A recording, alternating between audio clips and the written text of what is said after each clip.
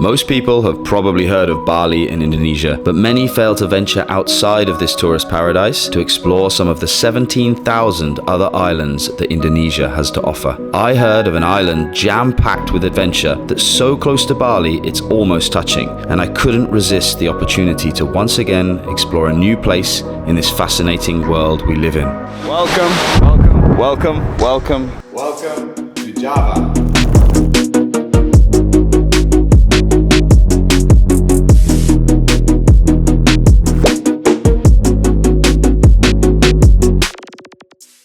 Good morning and welcome back to Indonesia. Today I am in the central Javan city of Yogyakarta, or as the locals call it, Jogjakarta. And today I'm going to be checking out two of its most famous temples, Borobodur and Prambanan. Let's go. Firstly, I just want to say, if you're going to be coming to Java, East Java, Central Java, wherever you're going to be doing a lot of outdoor activities. And as such, make sure you either bring a lot of spare clothes or be prepared to do some hotel laundry. I've got both. I've got a lot of clothes, but this is the stuff that, you don't want to get all your stuff ruined. So be ready to do some laundry because you get dusty, dirty, wet, and all that adventurous stuff.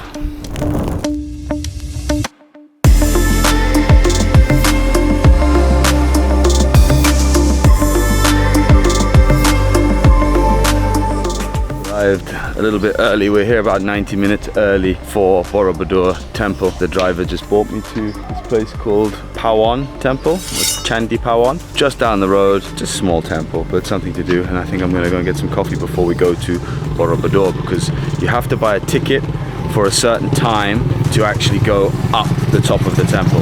You can go in the grounds anytime you want to, but if you want to actually go to the top of Borobodur, you have to get a time slot. Alright guys, quick stop for a coffee before I hit the temple. As I said, you do have to have a time slot, and we are here super early. I'm not really sure why we got here 90 minutes before my time slot, but we're here anyway. Now, one thing I would say is I asked the driver, is there anywhere I can get a proper coffee, like a barista style coffee? And he's like, oh, here, no, not around Borobodur. There's no barista style coffees. Google said differently. I'm in a place called Janji Hati, only 5 minutes from the temple, and I can concur, they have great coffee. They've got this beautiful outside seating area, or they've got air conditioning downstairs. The first thing to say when you arrive is get ready to be sold some hats, huh? They want to sell you hats. Yeah. Everybody wants to sell you a hat here, so, and I probably need one, but I'm not gonna buy one. Okay, so the driver took me into the ticket office and organized everything for me there. But I did see the price for an adult foreigner, 455,000 rupiah, noting that it's mandatory for everybody to wear these temple sandals, but you get to keep them afterwards, so not that I'm ever gonna wear them again. But, and it seems quite wasteful. Every single person that comes through here gets a pair of sandals. It's crazy. First we have to wait until our number is called, and that's when we go meet our guide.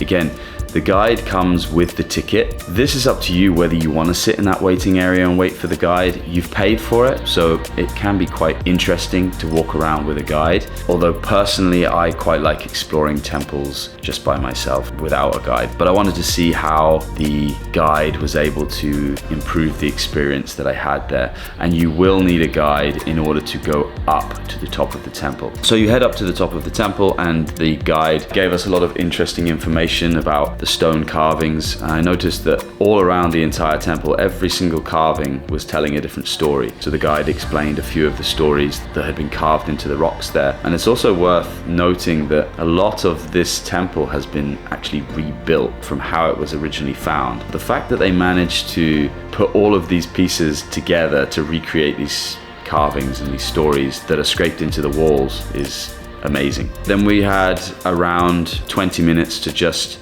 explore around the top of the temple by ourselves without the guide. And I really enjoyed the fact that they do limit the number of people who are allowed to go up there at any one time. I think it's really nice, and it stops it from getting overcrowded. It enables everybody to be able to get their picture without anybody else in the shot. I don't know how many people it is. I think they allow around 30 people at the top at any one time, and I think there's only 150 people per day, I believe, they're allowed up there. Really, really beautiful, really worthwhile. Then once you're done, you can leave your guide ride. You can continue to stroll around the gardens if you want to. I headed for the exit once I was done, and probably my only gripe with this temple is the miles and miles of market that you have to pass through in order to get to the exit gate. I don't mind souvenir shops, I don't mind visiting market stalls, but the problem is 90% of these stalls were all selling exactly the same thing, and it's just one after the other. So once you've looked at one, you're not going to look at any more,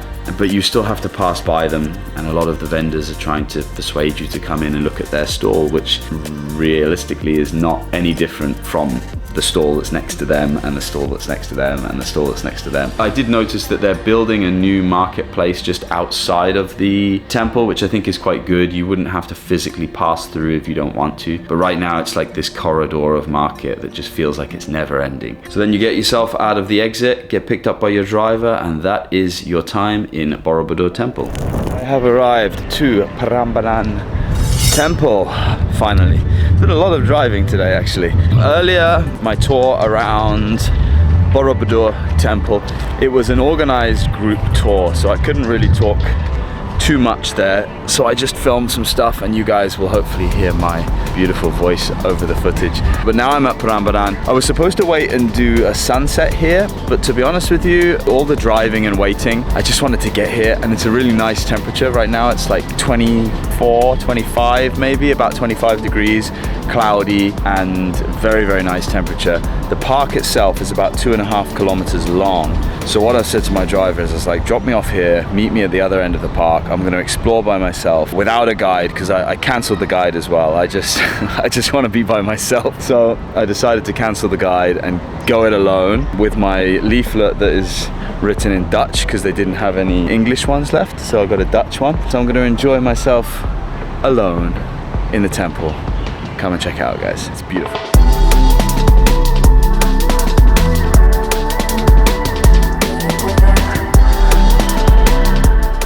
We have behind me Prambanan temple. This is the main area here. There's four different temples. This is the biggest and the most famous, and then you've got some smaller ones further back, but it's very similar to like Angkor Wat in Cambodia, has similar kind of decor. It's really beautiful. And what's crazy here is, like, the same with Borobudur and with this, they've rebuilt all of this from pretty much, a lot of it was completely destroyed. So they've actually come and like restored large portions of this to make it look like that, which is amazing.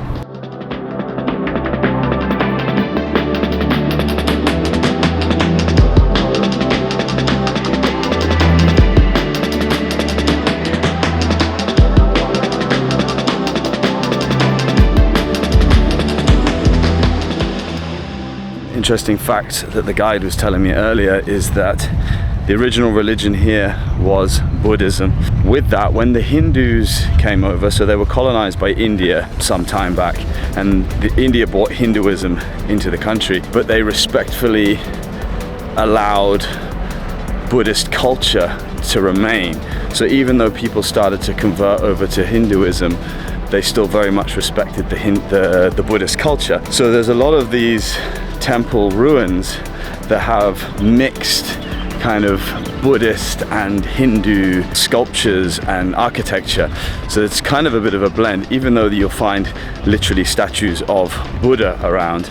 Then when you look more closely at some of the carvings, they represent a little bit more Hindu culture there as well. So I thought that was quite interesting. And even though now Indonesia is predominantly 95% a Muslim country, they still have a lot of respect for their culture and their history. They are trying to preserve their Buddhist roots, their Hindu roots, and all of that, which is amazing. They're kind of embracing the past whilst also celebrating the present and the future as well at the same time. So yeah, I love it. All of these temples that I'm visiting have all been rebuilt pretty much, I don't know about from scratch, but like, look behind me here, all of this rubble here is all being pieced together one by one to rebuild these small towers. You can see there used to be something here. They've cleared the area. They've got all these bricks that they're now starting to piece together. Must take an absolute, I don't even know how long it takes to do this kind of stuff, but it's crazy that they can even still do it. Like, to you and I, it looks like just piles of old rubble to these guys, somehow they're able to like piece them together like Lego blocks and start to rebuild beautiful structures like that one. All right guys, I am back at my hotel after a day exploring Yogyakarta's most famous temples, Borobodur and Prambanan. I think I've pronounced those both correctly. I love exploring temples and old ruins and old buildings and things. So for me, this was really, really awesome. The first temple at Borobodur, I did go with a guide. I wanted to experience the temple really properly with a guide, try and listen and learn as much information as possible. I didn't find that the guide necessarily enlightened me into a huge amount of information, but it's always nice going around with someone and then pointing out certain parts of the temple that you probably wouldn't have noticed if you'd gone there by yourself. After that, heading over to Prambanan temple, I decided to do that one alone. I cancelled the guide and I wanted a nice walk and I kind of wanted to be on my own. I'd been surrounded with people all day, had my driver talking to me all day, I had the guide talking to me, I had people around, and I felt like just exploring a temple by myself. And I was really glad that I did. I really enjoyed Prambanan. It's beautiful in that golden hour time that I was there, just after 4 o'clock, and finished up at about 5:30. I really recommend both of these temples, guys. If you're coming to Yogyakarta, I think it would be a shame to miss them. You can also go for the sunrise time, I think, at Borobudur, but you have to book it quite far in advance because it's a very, very popular time to go. Hopefully you enjoyed exploring these temples with me. If you did, as usual, please smash that like button and it shows YouTube that you actually like our content. And if you did like this, if it's the first one that you've watched, why not watch some more videos? If you're not subscribed to the channel, please feel free to subscribe. Struggling with my words today. I've filmed in total 4 videos here in Java. Feel free to comment down below and interact with the channel. I reply to every single comment that you guys make. So hope you did enjoy and I'll see you on the next one.